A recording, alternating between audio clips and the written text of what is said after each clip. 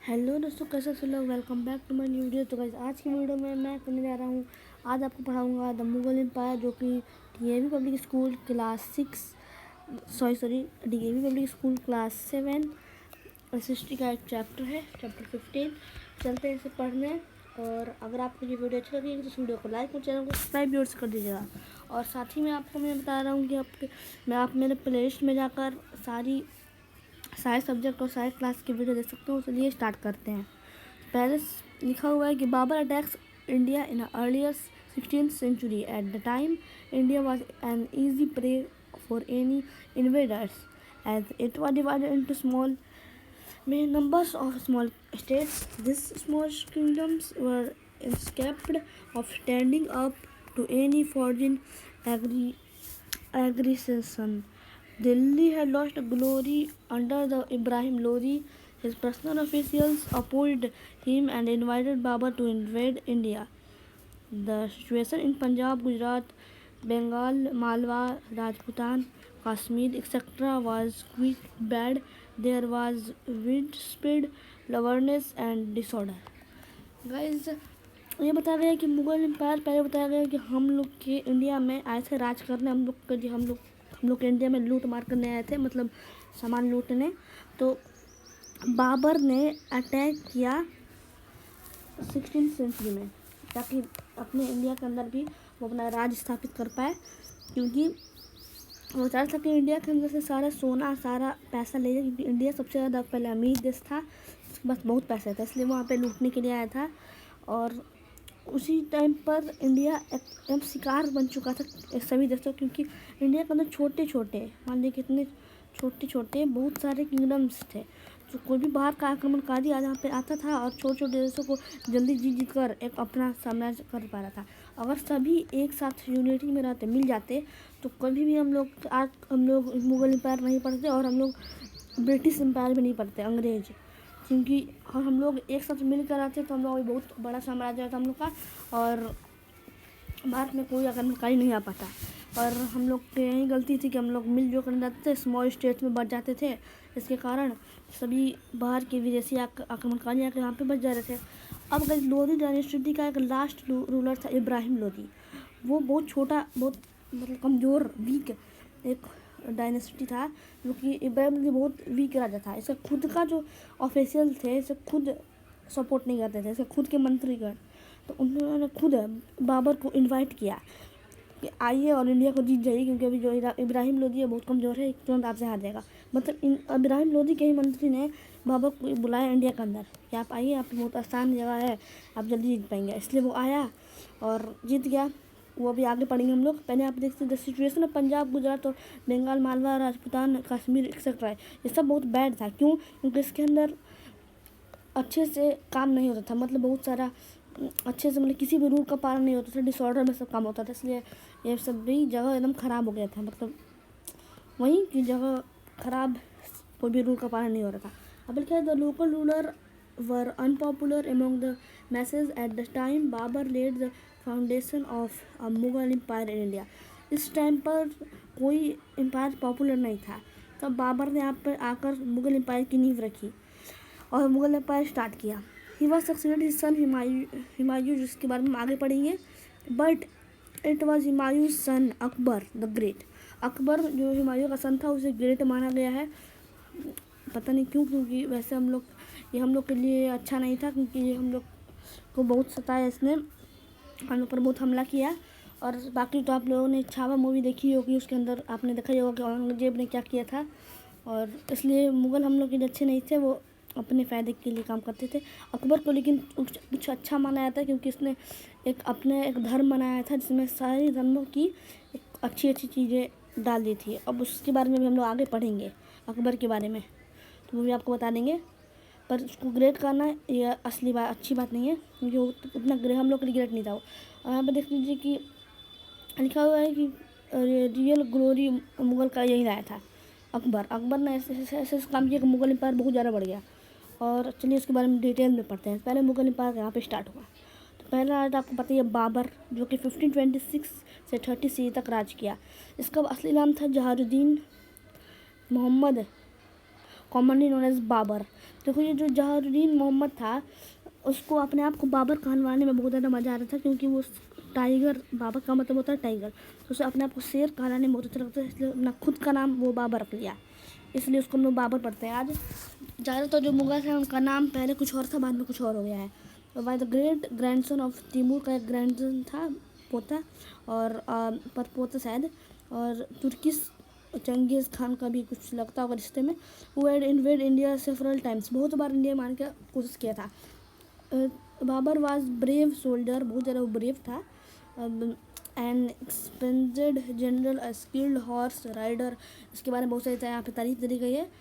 बोला गया कि शूटिंग करता था, ये करता था, वो करता था, मतलब शूटिंग का मतलब बंदूक तो होता नहीं था वहाँ पे, तीरंदाजी करता था, ये तीरंदाजी वहीं बहुत ज़्यादा बड़ा था ये। और कॉन्कॉर्ड, फिर उसने काबुल को भी जीत लिया और गजनी को भी कॉन्कॉर्ड कर लिया, एंड समरकंद को भी कर लिया, पर वो फेल हो गया। समरकंद को परमानेंटली अपने अंडर में ला, मतलब समरकंद को अपने रूल में हमेशा के लिए परमानेंटली नहीं ला पाया था ये।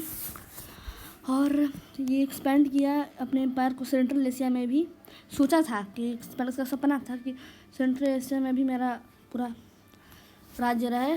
ही had to head toward India, वो अब इंडिया में आया। Babur was only attacked by the favourable west of India, देखिए वो सभी राज्यों को जीत गया, यहाँ पे समरकंद को नहीं जीत पाया परमानेंटली। और फिर अंतिम में उसने ये भारत की तरफ इसने मुड़ के देखा, क्योंकि भारत सबसे ज़्यादा अमीर देश था, इसके पास बहुत सारी वेल्थ थी, तो इसलिए भारत की तरफ ही आया बाबर।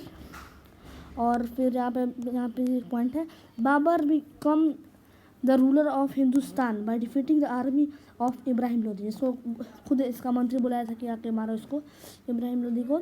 और in the first battle of Panipat in 1526 C, 1526 में 1526 में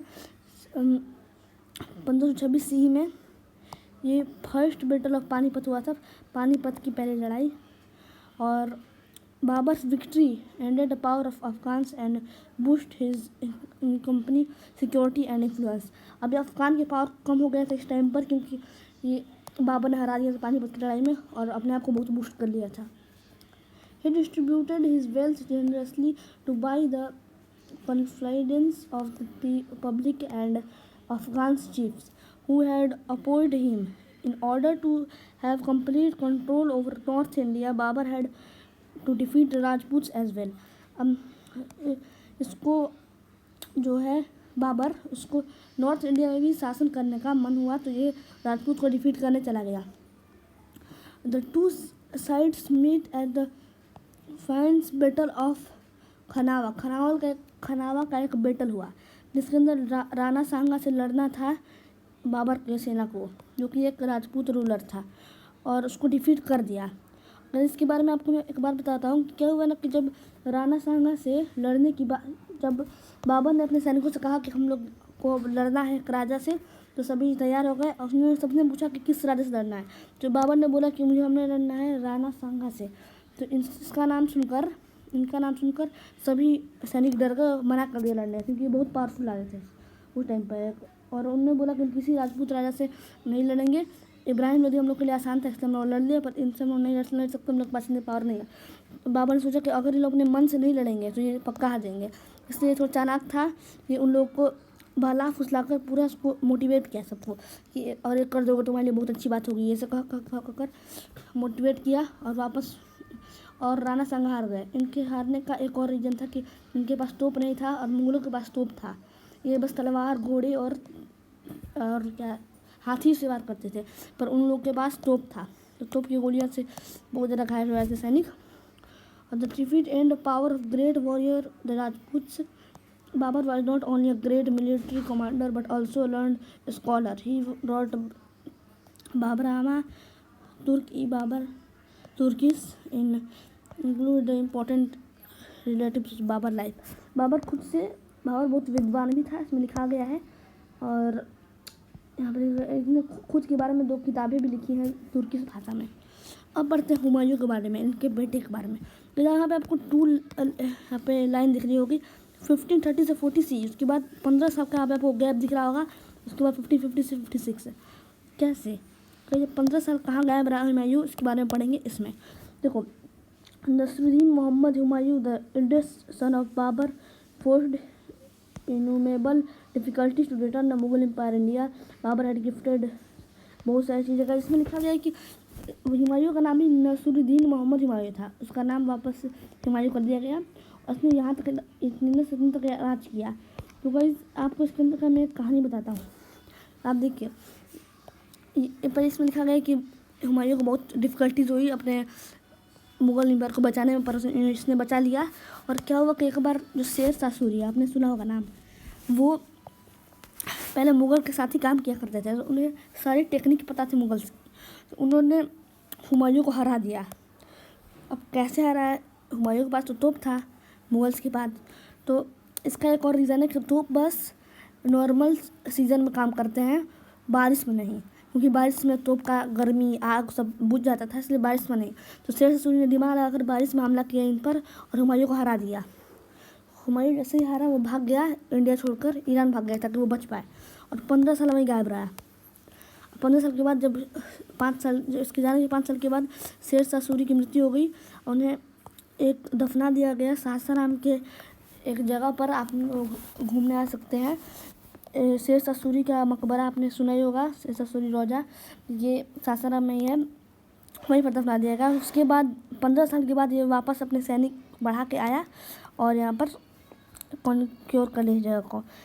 इसको एक इसमें दिक्कत थी हुमायूं में कि ये नशा करता था, इसलिए शायद हर बार हार जाता था। शायद यहाँ पे ओपीएम का इसको नशा लग गया था, एडिक्शन हो गया था ओपीएम, एक ये नशा एक टाइप है उसका, उसको नशा लग गया था, इसलिए शायद हार जाते थे। और उसके बाद क्या हुआ कि वापस शायद फोर्स लेके वापस आया, हरा दिया, वापस यहाँ पर जीत गया। पर क्या हुआ कि ये यहाँ पे आते आते बस 1 साल राज किया, 1555 में आया और 1556 तक याद किया। ऐसा इसलिए क्योंकि 1 साल बाद इसकी मृत्यु हो गई।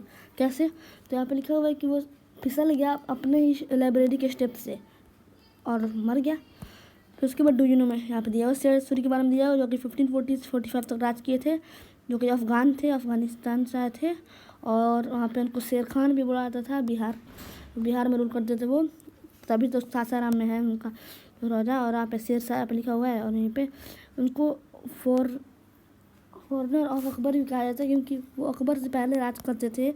अकबर से बाद में आया, या बाद में अकबर से पहले राज क्या करते थे और अच्छे से राज करते थे। फिर ये कहानी ख़त्म। अब आता है अकबर, हुमायूं का बेटा। अकबर 1556 से 1605 तक राज करता है, तक। इसका नाम जलालुद्दीन मोहम्मद अकबर था। तो ये थ्रोन या 14 के एज में गार्डनरशिप ऑफ बहरम खान। तो गाइस आप सोचो कि बहरम खान ये कौन है, तो गाइस ये हुमायूं का मंत्री था।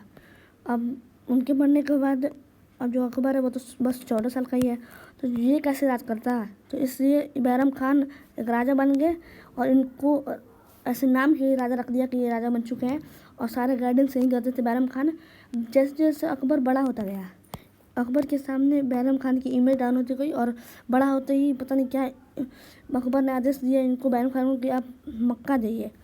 यहाँ पे मक्का भेज दिया उनको, रास्ते में इनकी मृत्यु हो गई। बहुत लोग ये मानते हैं कि अकबर ने मरवा दिया इनको, बैरम खान को, नहीं तो बहुत लोग कहते हैं कि अकबर की दादी ने मारा। ये पक्का नहीं है अभी, तो ये अभी एक मिस्ट्री बन चुका है किसने मारा, ये कैसे मर गए।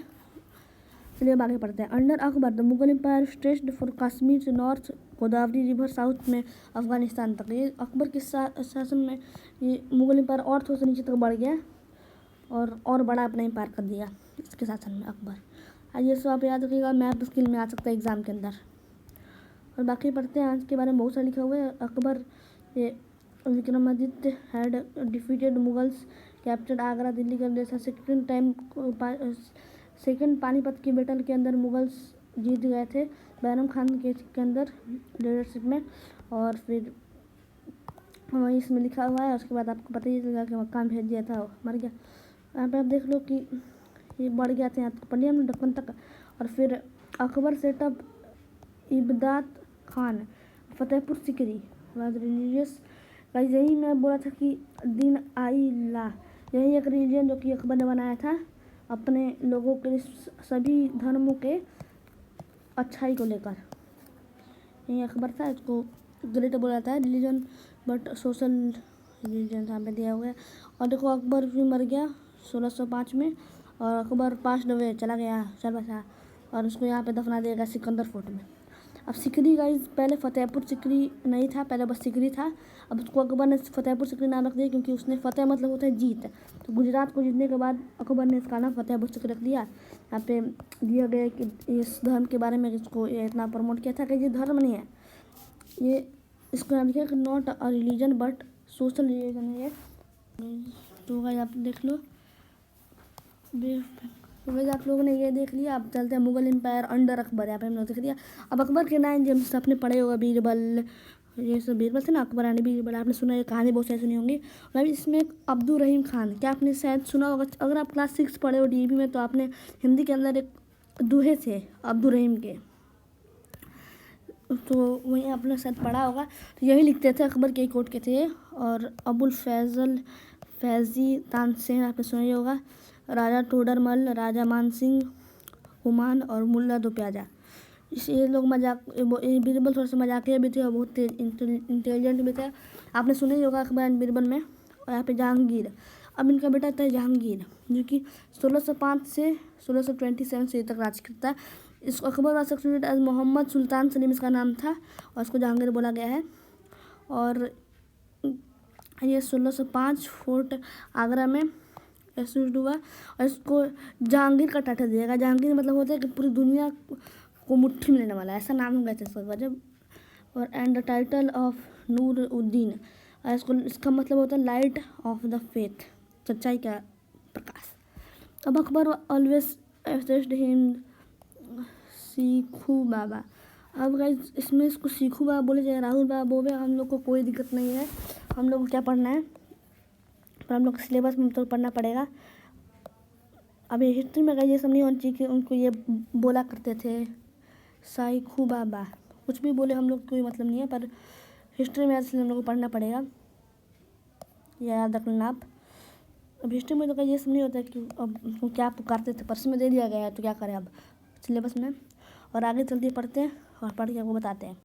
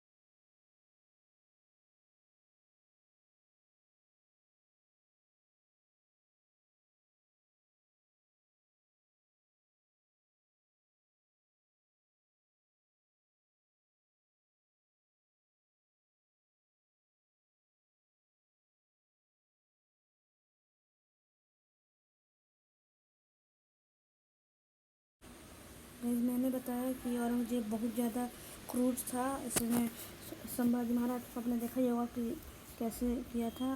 गाइस इस वीडियो में आवाज़ नहीं आया, आप लोग पढ़ लो गाइस, ऐसे खुद से पढ़ लो। पता नहीं क्यों आगे वाली क्लिप में शायद आवाज़ क्यों कुछ गड़बड़ी आ गई थी, सॉरी फॉर दिस। तो गाइस चलिए शिवाजी के बारे में बताया था कि शिवाजी के शाहिद खान को भेजा था इसने, औरंगजेब ने शिवाजी को बंदी बनाने के लिए, पर शिवाजी बंदी नहीं बने थे और फिर उसके भेजे हुए दूत को मार दिया था शिवाजी ने, और वापस औरंगजेब ने उनको धोखे से बुलाकर उनको कैद कर लिया था। बाकी बाद में वो शिवाजी यहाँ से बच कर निकल गए थे। तो वही चलते हैं वीडियो को, अगले पार्ट में मिलेंगे गाइस। सॉरी फॉर आवाज़ नहीं आया इसके अंदर आगे वाला लास्ट वाली क्लिप में। तब तक के लिए बाय, थर्ड पार्ट।